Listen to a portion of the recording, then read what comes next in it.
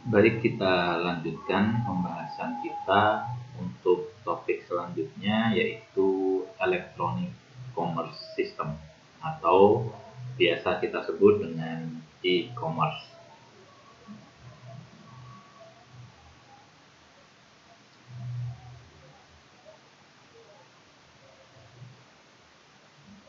Saya lanjut ke langsung definisi. Saya skip case studi case-nya, saya skip langsung ke posisi e-commerce, ya. Jadi e-commerce itu tidak hanya sekedar membeli dan menjual produk secara online. Lalu apa yang terlibat di dalam e-commerce? Di dalam e-commerce ada proses yang banyak, ya. Di antaranya ada developing, marketing, selling, pengiriman, ya, pelayanan, pembayaran, untuk setiap produk dan layanannya. Ya. Kemudian ada transaksi yang terjadi secara global. Ya. Jadi tidak hanya di toko itu saja, ada mungkin transaksi yang saling keterkaitan antara penyedia layanan yang satu dengan yang lain. Nah, ada juga partner atau bekerja sama antara penyelenggara e-commerce seluruh dunia. Jadi nggak hanya sekedar jual beli selesai, ada proses yang banyak yang ada di dalamnya. Lalu apa sih proses yang terlibat di dalam e-commerce? Gitu ya. Jadi di sana ada aktivitas penjualan dan juga aktivitas pembelian. Nah, di dalam aktivitas penjualan itu ada aktivitas marketing, ya, atau pencarian barang-barang juga terjadi di aktivitas tersebut. Kemudian ada proses transaksi, ya. Kemudian ada eh, layanan, servis dan dukungan, ya. Jadi proses yang terjadi pada saat jual beli, ya, marketing itu di sisi penjualan ada apa saja. Jadi ada product research atau market. Misalnya kita mau beli barang, tentu kita akan mengamati, ya, barang ini spesifikasinya seperti apa. Ya. Kemudian ada apa namanya? Ada proses edukasi kepada calon pembeli. Misalnya kita lihat contoh edukasinya bagaimana. Ada di sana misalnya deskripsi produk, gitu ya. Nah, itu adalah aspek-aspek marketing di mana pembeli menjadi tahu, ya, bagaimana produk yang akan dibeli. Karena tantangannya di dalam e-commerce itu tentu menghadirkan pengalaman yang seril mungkin kepada calon pembeli. Jadi tantangan pelaku e-commerce adalah kebiasaan masyarakat kita itu kalau membeli harus memegang, gitu ya. Jadi tidak mantap rasanya kalau membeli barangnya tidak kita coba, kita lihat secara fisik, gitu ya. Nah, itu menjadi tantangan tersendiri bagi pelaku e-commerce.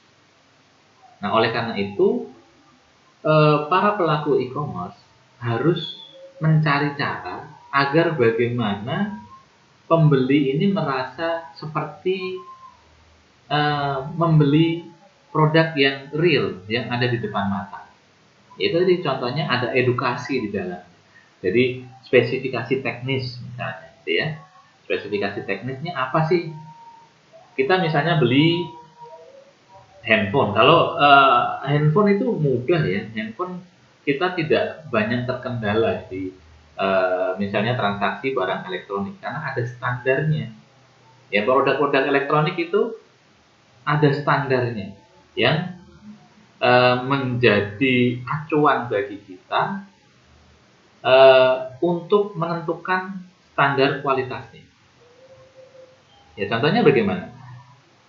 Anda mau beli handphone, di situ sudah ada spesifikasi teknis, dan spesifikasi teknis ini dijamin oleh perusahaan handphone tersebut. Artinya kalau Anda membeli di toko yang resmi, ya, barang yang memang digaransi baru, maka sama, ya, hasilnya adalah sama dengan apa yang Anda beli di toko offline. Nggak ada masalah. Nah, yang jadi masalah sebenarnya ketika kita membeli barang yang standarnya nggak jelas. Kok bisa? Contohnya standar nggak jelas, misalnya beli makanan, standarnya nggak jelas kan? Kalau sate ayam itu gedenya ukurannya harus misalnya sejempol kaki, kan nggak ada. Kalau kemudian es teler itu manisnya harus levelnya segini, kan nggak ada. Nah, seringkali itu yang menjadi kendala. Produk-produk yang tidak terstandar. Beli baju misalnya, kan cuma terlihat nih, ya, peraganya, ya, wanita misalnya, ada wanita cantik gitu ya. Fokusnya sudah bias, nggak di produknya. Oleh karena itu harus disertai edukasi di dalam display produknya. Ya tadi, karena tujuannya adalah menghadirkan suasana atau perasaan yang real kepada calon pembeli. Selanjutnya di dalam proses transaksi itu juga harus ada manajemen pembayaran. Ya, di sini ada term negotiation, ya, kemudian ada penerimaan bukti pembayaran, kemudian ada pemilihan produk yang mau dibeli. Nah, itu masuk ke fase transaction proses. Jadi ada runutan. Ya, sekali lagi tujuannya adalah untuk meyakinkan calon pembeli bahwa transaksi e-commerce ini bisa terjadi seperti halnya transaksi offline gitu ya, di toko. Nah, seperti itu ya. Kemudian ada yang paling penting di dalam bisnis transaksi online itu ada service and support. Ya. Jadi ada dari sisi penjual itu menjamin kepuasan pelanggan dengan apa? Dengan layanan yang baik dan support after sales-nya yang baik. Ya, contoh yang biasa kita transaksikan misalnya di Tokopedia gitu ya. Contoh kegiatan ini apa sih? Support and service itu misalnya Anda membayar sejumlah uang, ya, kemudian transaksi terjadi, itu uang Anda belum diterima oleh pembeli, ya, masih dipegang oleh penyelenggara e-commerce-nya. Dalam hal ini misalnya contohnya Tokopedia. Itu dalam rangka apa? Support, ya. Jadi itu service, layanan yang diberikan kepada calon pelanggan bahwa sebelum barang yang Anda pesan itu Anda terima, itu duit Anda aman. Oleh karena itu, si penyelenggara e-commerce ini perlu membuat mekanisme pengamanan. Contohnya apa? Misalnya kita membeli barang, ya. Ada notifikasi yang menyatakan barang sudah diproses, barang sudah dikirim, gitu kan? Kemudian barang sudah diterima misalnya. Nah, ada kemudian notifikasi ketika barang sudah diterima. Apa itu namanya? Pembeli wajib melakukan proses selesai transaksi. Dengan selesai itu menandakan persetujuan antara pembeli, ya, dengan penjual bahwa transaksi ini selesai, sehingga ini menjadi perintah bagi penyelenggara e-commerce untuk mencairkan uangnya kepada para penjualnya. Pembeli sudah ikhlas nih, kan gitu. Nah, seringkali pembeli ini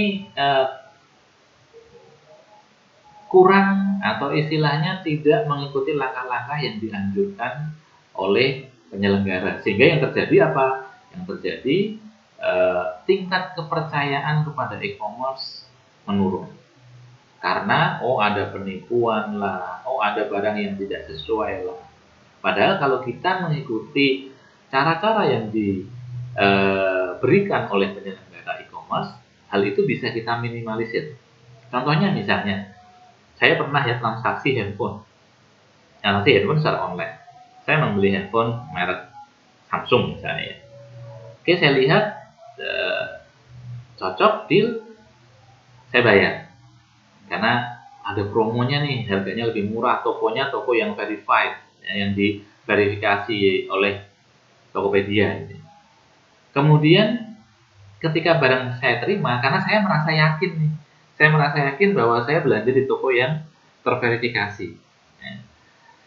Maka saya belum berkesempatan untuk membuka produk. Sudah muncul notifikasi di handphone saya, barang yang Anda beli sudah diterima. Silahkan lanjutkan dengan tahapan selesai.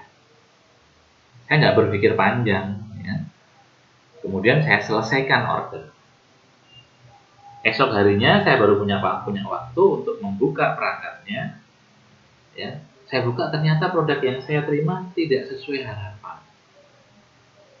Sepertinya memang barang baru, tapi bukan brand new in box atau BNIB istilahnya. Jadi kayaknya bekas display. Karena di kemasannya, di plastiknya itu sudah ada gores-goresan, dan itu berefek ke casingnya, ada goresannya.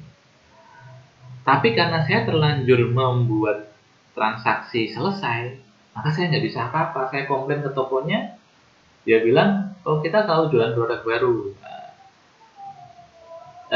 Si Tokopedia juga nggak bisa menjembatani. Dia cuma selesaikan secara baik-baik, negosiasi. Karena duitnya sudah terlanjur dikirim ke penjual, karena saya sudah melakukan proses selesai. Sebenarnya si pihak penyelenggara dalam ini support atau customer service-nya Topet sudah baik nih. Tapi karena ada tahapan yang saya abaikan, yaitu tadi ya, saya belum melihat barangnya secara fisik, apalagi membuat apa istilahnya itu dibuka itu ya, divideokan. Nah, saya sudah menyatakan transaksi selesai, sehingga ya itu merugikan saya, tapi semua bermula dari kecerobohan saya yang tidak mengikuti alur transaksi, hanya karena beranggapan bahwa tokonya bereputasi, ya, verified dari Tokopedia. Yang kalau di Tokopedia itu kan ada centang warna ungu kalau nggak salah ya. Nah, itu dianggap toko resmi gitu ya. Nah, hal-hal yang seperti itu menjadi tantangan tersendiri bagi penyelenggara transaksi e-commerce. Oke, selanjutnya. Nah, teknologi yang melatar belakangi e-commerce seperti yang ada di dalam bagan ini, yaitu ya. Jadi transaksi yang terjadi melalui web browser. Ya. Jadi ada database-nya, ada firewall-nya, ada servernya, dan semua perangkat transaksi online. Juga di dalamnya ada berinteraksi dengan pihak misalnya perbankan dan sebagainya. Itu teknologi yang menjadi backbone atau tulang punggung transaksi e-commerce. Nah, kemudian apa kategori transaksi e-commerce itu? Jadi e-commerce itu ada 3, yaitu business to customer, kemudian business to business, dan yang terakhir adalah customer to customer. Contohnya apa? Business to business, yang pertama business to customer. Contohnya ya seperti tadi. Paling mudah ya saya beli di toko online. Itu contoh transaksi business to customer. Yang berperan sebagai bisnis siapa ya? Toko online-nya. Kemudian yang berperan sebagai customer ya saya sebagai pembeli. Ya misalnya saya beli di toko online misalnya, yang paling gampang dekat dengan kita itu Jakarta Notebook gitu ya. Jakarta Notebook adalah pelaku bisnis. Saya adalah consumer gitu ya. Jadi transaksi yang saya lakukan secara online dengan Jakarta Notebook itu contoh business to customer. Kemudian berikutnya business to business. Nah, transaksi business to business ini melibatkan pelaku usaha dengan pelaku usaha, ya, yang terjadi di dalam marketplace e-commerce. Contohnya apa? Bisa jadi begini, transaksi antara perusahaan ke perusahaan bisa, ya. Atau transaksi yang paling gampang, contoh kita membayar tagihan listrik, ya. Kita membayar tagihan listrik melalui Tokopedia. Kitanya ke Tokopedia itu contoh business to customer, tapi Tokopedia ke PLN itu business to business. Kalau bisa Pak, ya Tokopedia kan akan membayarkan sejumlah uang ke PLN, ya, dalam konteks ini. Jadi relasi antara marketplace ke perusahaan penyedia layanan ini business to business transaction. Nah, kedua yang berikutnya adalah customer to customer. Nah, contohnya bagaimana transaksi customer to customer itu seperti halnya OLX, ya. OLX itu saya sebagai pemilik mobil misalnya menjajakan iklan di situ, ya, menampilkan iklan, saya jual mobil, kemudian ada calon pembeli. Saya bukan statusnya saya bukan bisnis, ya, tapi saya juga customer yang jualan langsung dengan customer. Jadi customer to customer yang melalui media e-commerce tadi. Misalnya contohnya OLX. Kan ada juga ya OLX yang bisnis to customer. Misalnya dealer mobil jualan mobil di situ. Tapi sepertinya nggak banyak ya. Yang banyak adalah customer to customer. Atau misalnya Anda posting status ya dijual laptop kayak gitu ya. Kemudian ada orang beli. Nah, prosesnya ini sebenarnya bukan e-commerce ya. Karena itu hanya posting status, transaksinya ada di offline. Nah, itu belum bisa ya menurut saya dikategorikan customer to customer. Jadi kalau customer to customer itu melalui media elektronik commerce. Jadi transaksi secara elektronik. Ya, contohnya tadi kalau dulu ada Kaskus ya, ada Kaskus, kemudian sekarang mungkin masih ada ya marketplace yang orang bisa jualan langsung, tidak pelaku bisnis. Contohnya ya OLX, Kaskus, dan mungkin ada yang lainnya. Nah, itu 3 kategori e-commerce.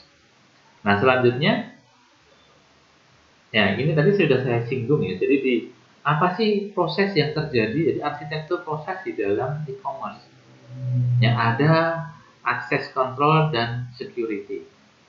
Ya. Access control dan security. Apa sih access control dan security? Ya. Ini e-commerce proses must establish mutual trust and secure access. Jadi proses yang terjadi di e-commerce itu harus memberikan jaminan keamanan antara pembeli dan penjual.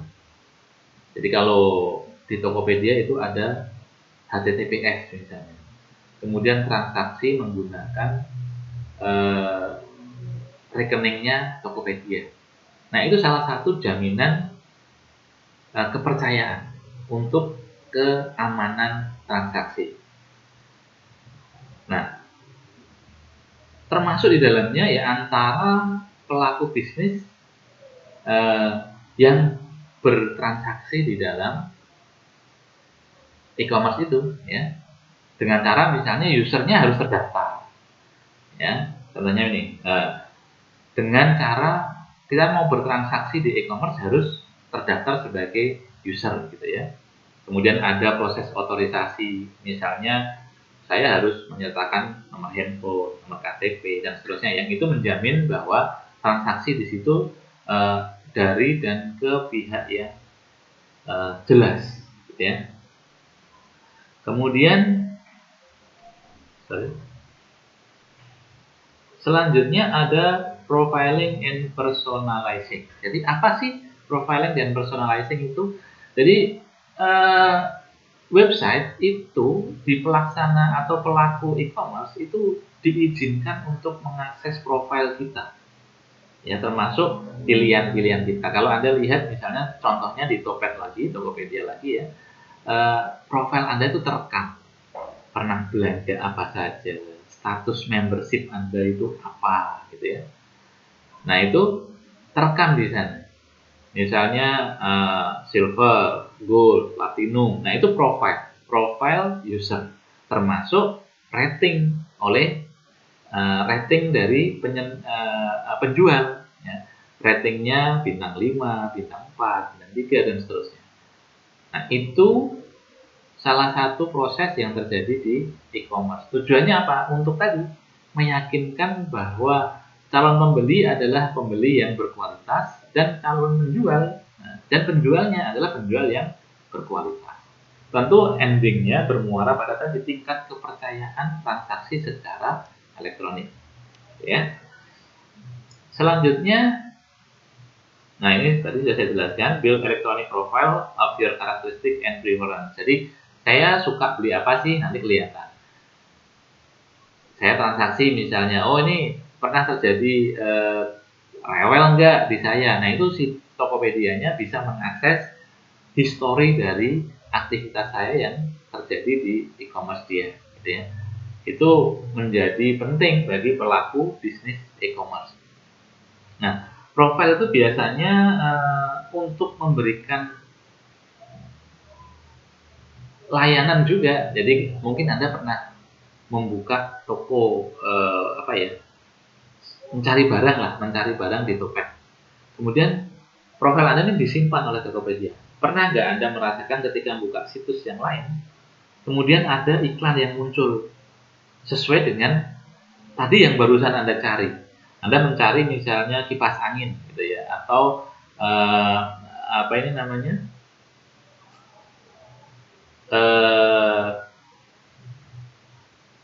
Handphone lah misalnya, perangkat elektronik atau apa di e-commerce. Kemudian tahu-tahu ketika Anda membuka detik, ada kolom iklan yang loh, ini kan tadi yang saya cari di sana. Kok bisa nyambung ke detik ya? Nah, itu contoh profiling. Ya. Jadi riwayat Anda bertransaksi atau bahkan mungkin sedang mencari saja itu akan muncul di iklan-iklan di semua web yang Anda akses. Nah, itu salah satu cara bagi penyedia layanan e-commerce, sebenarnya tujuannya tadi ya promo, kemudian mungkin membuat Anda jadi mudah. Oh, ternyata nggak cuma ini, saya mencari merek A gitu ya, ditawarin nih merek B, merek C, merek D. Bahkan di setiap web yang kita buka. Tentu mungkin sebagian orang merasa wah ini mengganggu sekali ya. Tapi ada orang lain yang terbantu, oh kemarin saya nggak nyari ini nih, ketemu nih di sini. Nah, itu profiling dan personalizing. Ya, kemudian ini strategi juga one-to-one marketing strategi. Jadi untuk lebih memberikan informasi yang jelas antara calon pembeli dengan penjual. Nah, di dalam e-commerce juga ada searching management. Ya, searching management ya seperti kita tahu ya, e-commerce itu kan kayak hutan belantara ya. Jadi semua produk ada. Ya, semua toko ada. Nah, Anda harus mendapatkan petunjuk untuk mencari barang yang sesuai dengan yang kita maksudkan, kita mau.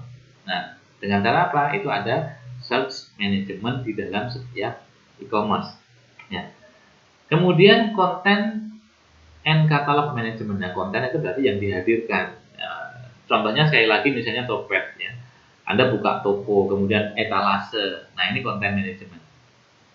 Mungkin pada saat search muncul seperti yang Anda search, kemudian barang ini ada di toko X. Kalau Anda ingin menambah informasi tentang toko X, maka tinggal klik saja masuk ke tokonya, ya, kemudian kita lihat etalasenya apa saja. Waktu itu dia menawarkan misalnya handphone, tapi di tokonya ada jualan parfum, ada jualan sabun, gitu ya, ada jualan apa. Dari situ kita bisa tahu, oh ini toko ini nggak toko beneran nih, mungkin hanya dropshipper. Karena ada handphone, ada sabun, ada sapu, ini kan nggak nyambung nih. Nah, itu contoh konten manajemen dan konten and catalog management. Jadi kalau toko yang benar-benar profilnya bagus, gitu ya. Kalau toko elektronik ya jualannya elektronik. Nah, itu cara mengatur konten di sebuah e-commerce. Nah, termasuk katalog manajemen ya. Jadi kalau ada barang misalnya ya, kalau Anda lihat kan Anda ingin mencari barang yang rentang harganya sekian. Ya. Misalnya saya mau pengen yang misalnya kamera handphone yang 64 megapiksel kameranya. Nah, itu namanya katalog manajemen. Jadi ada pengaturan-pengaturan yang mempermudah pengalaman user, gitu ya. Nah, ada beberapa e-commerce yang menyediakan self service. Ya. Jadi kayak ini contohnya di Dell Komputer itu menyediakan tuh. Jadi saya pengen komputer nih, spesifikasinya A, B, C, D, E, tinggal milih, kemudian check out. Gitu ya. Kalau sekarang di misalnya e-commerce di bidang makanan juga sama ya. Oh, tambahi topping A, ya tambahi level pedasnya sekian. Oh, tanpa ice dan segalanya dan beberapa macam. Itu yang disebut dengan customer self service. Jadi customer diberikan hak untuk mengatur produk yang ingin dibelinya. Ya, contohnya seperti itu. Kemudian ada workflow management. Nah, workflow management itu apa? Jadi ada software yang memberitahukan kepada customer prosesnya sudah sejauh mana. Ya, kalau kita menggunakan e-commerce itu kan selalu ada ya.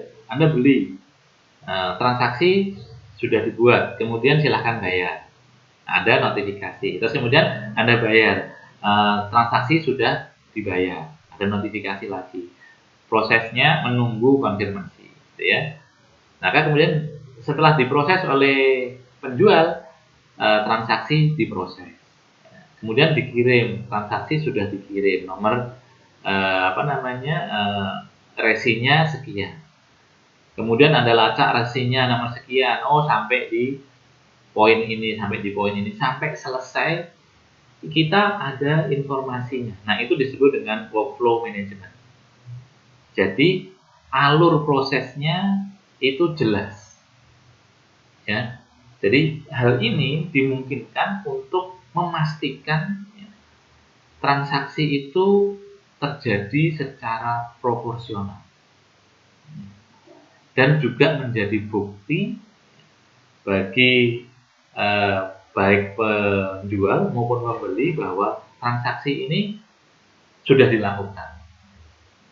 Ya, jadi itu tahapan-tahapan yang disebut dengan workflow management.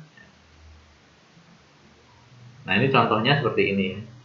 Bagiannya ini, ya, pertama calon pembeli mencari browsing supply, jadi mencari produk, gitu ya.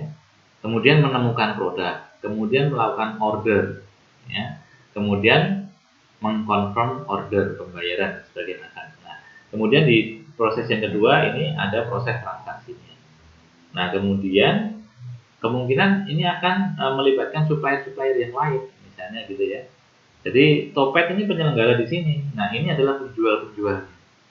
Kemudian ada proses persetujuan dan tadi catatan workflow proses.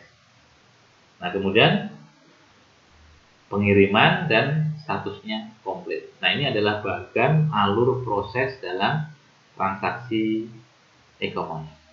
Oke. Nah, ini tadi ya saya sudah jelaskan event notification. Nah, ini memberitahukan kepada pembeli maupun penjual melalui mungkin perangkat handphone atau email bahwa transaksinya itu sudah sampai tahapan mana. Dan kemudian terjadi proses perekaman di setiap event tersebut. Nah, itu disebut dengan event notification. Hampir semua penyedia e-commerce memiliki layanan ini. Bahkan misalnya Anda GoFood, ya, itu kan selalu ada notifikasi. Atau Shopee Food sedang mencari driver. Order diproses oleh restoran. Driver sudah sampai ke tempat tujuan. Kan gitu ya, ada notifikasinya. Kemudian driver mengirim barang menuju tempat Anda. subscriber sudah sampai, kemudian proses selesai. Nah, itu disebut dengan event notification. Nah, kemudian ada collaboration and trading. Tentu ini terjadi di semua e-commerce ya. Ada saling kerjasama antara pelaku maupun pembeli ya, penjual maupun pembeli. Nah, di sana akan terjadi proses bisnis.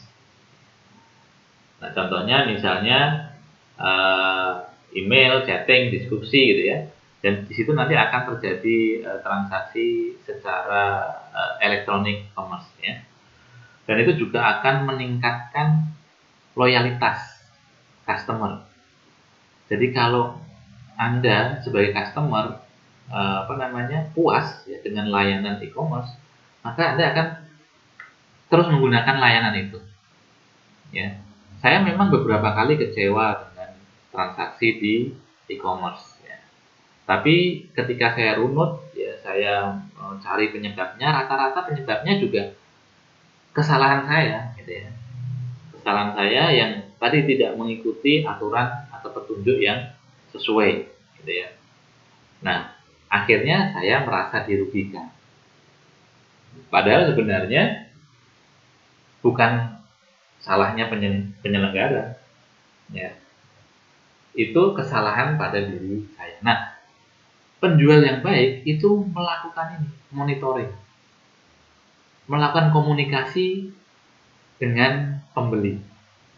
Ya, jika ada yang kurang puas, maka ada diskusi di situ. Ya, saya pernah membeli jam ya, smartwatch di toko resmi. Di toko resmi ternyata bermasalah. Pengalaman dari tadi ya, dari handphone yang ternyata saya keburu-buru selesai, ya, maksud saya baik ya, biar uangnya segera tersalur ke penjual. Saya nggak mau nahan uang lama-lama nih, uang barang sudah ada di saya. Ternyata ada uang prestasi di situ, ternyata barangnya nggak sesuai. Nah, maksud baik saya yang segera menyelesaikan ternyata menjadi tidak baik buat saya, karena saya tidak bisa komplain lebih jauh, duitnya sudah terlanjur cair. Nah, pengalaman berikutnya saya membeli jam smartwatch di elektronik resmi juga secara online. Ternyata barangnya mati. Tapi karena itu pengalaman yang pertama saya nggak buru-buru selesaikan, saya buka dulu, ya. Kemudian saya videokan waktu membuka. Ternyata ketika dicas, nggak fungsi. Nah, itu si penyelenggara dalam hal ini Tokopedia aktif. Ketika saya komplain, saya mengajukan komplain, kemudian ada diskusi tripartit. Saya, penjual, dan penyelenggara dalam hal ini Tokopedia. Diskusi, masalahnya apa? Buktinya suruh ngirim begini-begini. Oke, terus kemudian Topet mediasi ya. Penjualnya bagaimana? Oh, ternyata begitu, ada panjang sih. Ya, saya proses itu seminggu lebih, bahkan 2 minggu. 2 minggu harusnya barang itu sudah saya terima dan saya harus mengembalikan itu ke penjualnya, menunggu gantinya itu sampai 2 minggu. Ya, saya tentu dirugikan. Tetapi pengalaman-pengalaman ini membuat kita makin yakin bahwa transaksi online, e-commerce itu kita bisa aman seperti halnya transaksi offline. Tentu dengan kemudahan. Kemudahannya apa? Anda nggak perlu pergi kemana-mana ya. Anda nggak perlu keluar rumah. Barang diantar sampai rumah. Nah, yang seperti ini, kemudahan-kemudahan ini harusnya kita ditambah dicas lebih gitu ya istilahnya. Dicas lebih banyak dari yang harus kita bayarkan, karena kita cukup duduk di rumah barang datang. Ya, tetapi tentu ada resiko-resiko yang harus siap kita tanggung. Nah, kemudian apa saja sih yang kita aman kalau transaksi online? Ya tadi, seperti barang-barang yang punya standar elektronik ya, perusahaan itu aman lah ya. Kalau menurut saya itu aman. Terus mungkin justru barang yang nggak terlalu mahal itu juga aman. Istilahnya kalau kita kecewa, udahlah nggak apa-apa lah, itu sebagai biaya untuk belajar misalnya begitu. Nah, itu cara-cara untuk membangun customer loyalty, gitu ya. Jadi ada komunikasi. Nah, selanjutnya electronic payment process. Di dalam e-commerce tentu ada pembayaran ya. Jadi pembayaran itu bisa melalui web, pasti ada kan ya. Kita bayar menggunakan kartu kredit, transfer bank, dan seterusnya. Nah, di dalam e-commerce itu melibatkan banyak pihak pada saat transaksi pembayaran. Ya, tetapi hampir dijamin aman ya, dijamin aman kecuali di market yang nggak jelas, kan banyak itu di Facebook. Oke, jadi apa yang terjadi di pembayaran secara online? Nah, ini contohnya ya. Misalnya, jadi yang terjadi di e-commerce waktu kita membayar itu misalnya ini customer, kemudian ini merchant, jadi penjual. Nah, kemudian melalui teknologi browser, ya, kemudian ada server pembayaran yang melibatkan misalnya kartu kredit atau transfer bank, dan seterusnya. Nah, transaksinya modelnya seperti ini. Jadi, ya nggak perlu khawatir kalau kita melihat teknologinya ya. Jadi nggak perlu khawatir bahwa uang kita nanti pasti aman, nggak akan lari kemana-mana. Nah, masalahnya tadi, kalau kita nggak ngikutin alurnya, ya, belum apa-apa sudah kita OP selesai, ya itu bukan tanggung jawabnya penyelenggara ya. Jadi tanggung jawabnya kita bahwa kita menganggap sudah setuju terjadi transaksi selesai. Nah, itu yang seperti yang tadi saya ceritakan pengalaman saya. Nah, kemudian hati-hati. Nah, ini hati-hati kalau kita bertransaksi secara online. Karena di aktivitas jaringan internet ini ya, ada yang disebut penjahat itu sniffer atau tukang mengendus-endus sniff ya. Tukang mengendus-endus transaksi di mana ada transaksi keuangan dan seterusnya. Nah, pastikan bahwa kita pada saat transaksi itu ada misalnya perangkatnya jalurnya HTTPS ya, secure. Kemudian jangan gunakan akses point hotspot ya, yang misalnya di kafe, di kampus, yang memungkinkan orang lain untuk melakukan pengendusan atau sniffing. Ya, kalau kita mau transaksi secara secure, aman gitu ya, ya gunakan misalnya seluler, itu lebih aman.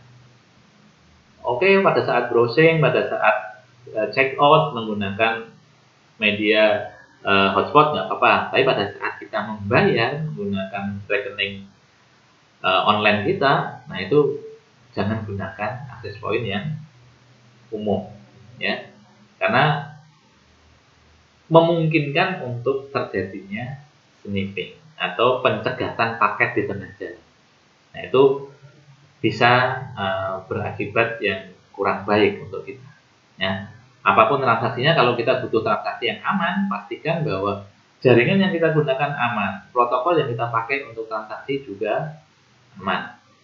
Nah, biasanya kalau transaksi online itu ada security 2FA, two factor authentication. Jadi ada autentifikasi dua arah. Ya. Dikirim kodenya ke SMS, ya, kemudian suruh masukin kodenya dan seterusnya. Itu dalam rangka pengamanan transaksi secara online. Baik, selanjutnya ini studi kasus, saya skip ya. Skip. Nanti dibaca untuk studi kasusnya. Oke, nah ini trennya transaksi e-commerce ya. Jadi makin tinggi value bisnis yang kita mau capai di dalam e-commerce, itu biasanya waktunya makin lama. Ya. Jadi kuadran ini menggambarkan business value terhadap waktu implemented. Jadi makin tinggi yang mau kita capai dengan transaksi e-commerce, itu makin lama waktu yang harus kita tempuh untuk mencapai ke sana. Oke, ini e-commerce sukses faktor. Jadi faktor-faktor yang membuat e-commerce itu sukses apa? Selection and value ya. Maksudnya itu harga yang sesuai, ya, bukan yang murah.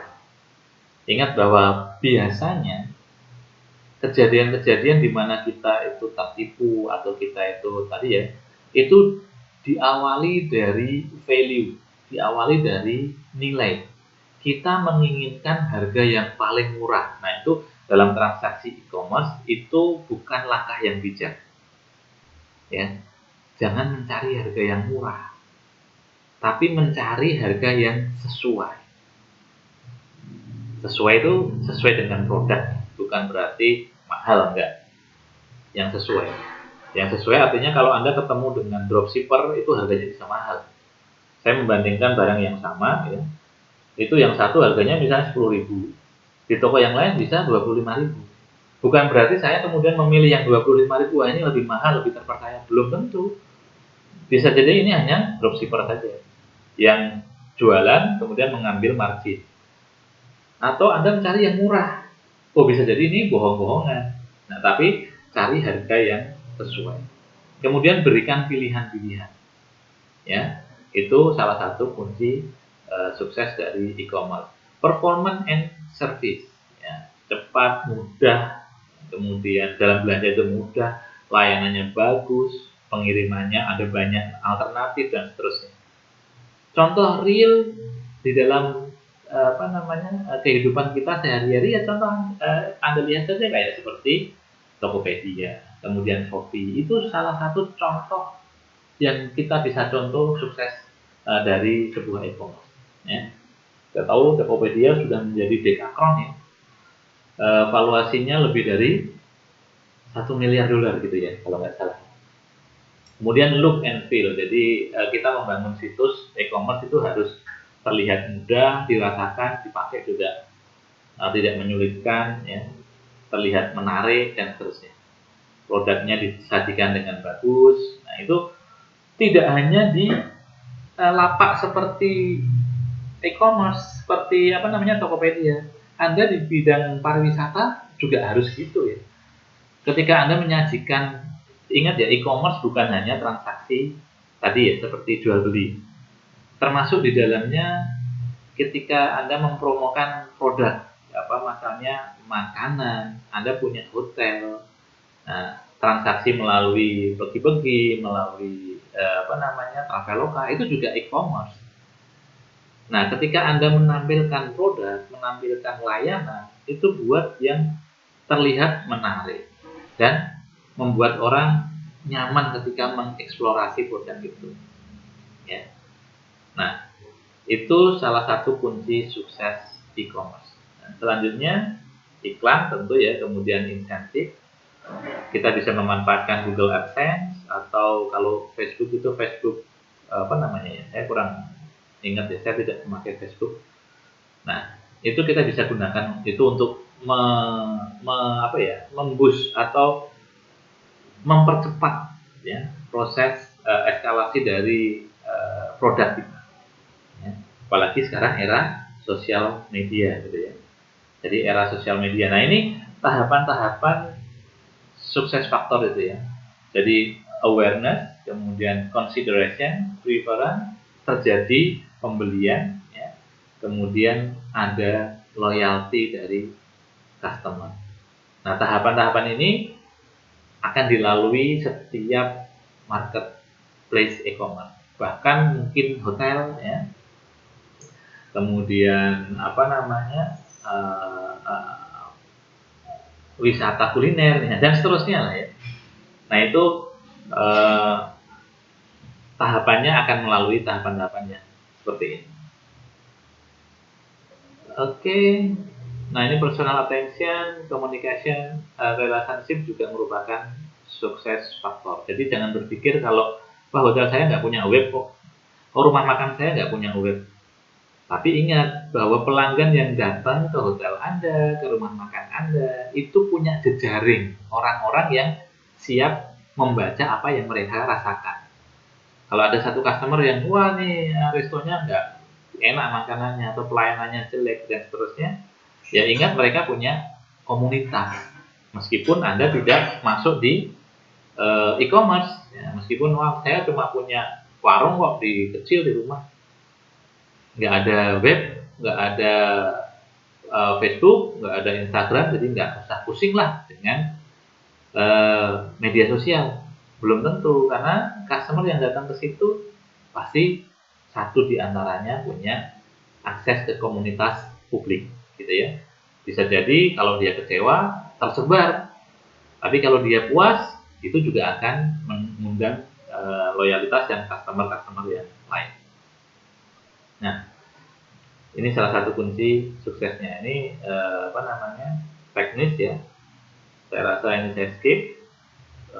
Membangun web store, jadi toko online gitu ya.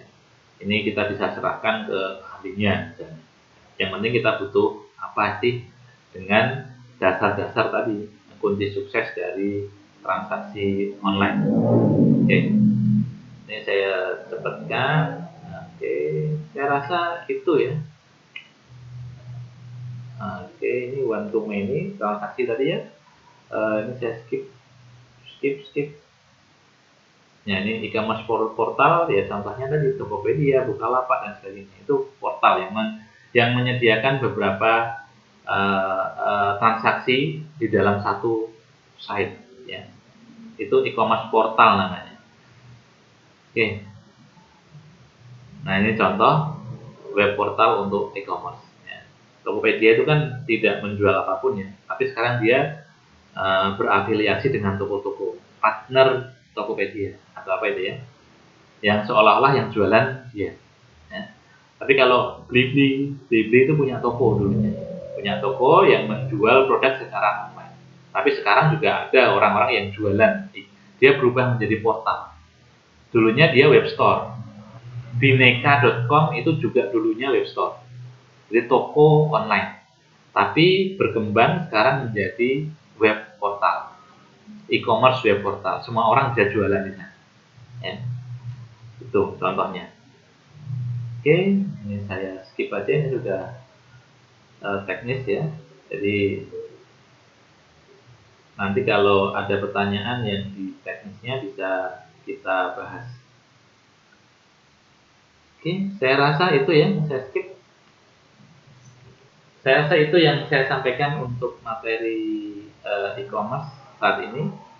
Jadi jika ada pertanyaan bisa kita diskusikan di forum kita.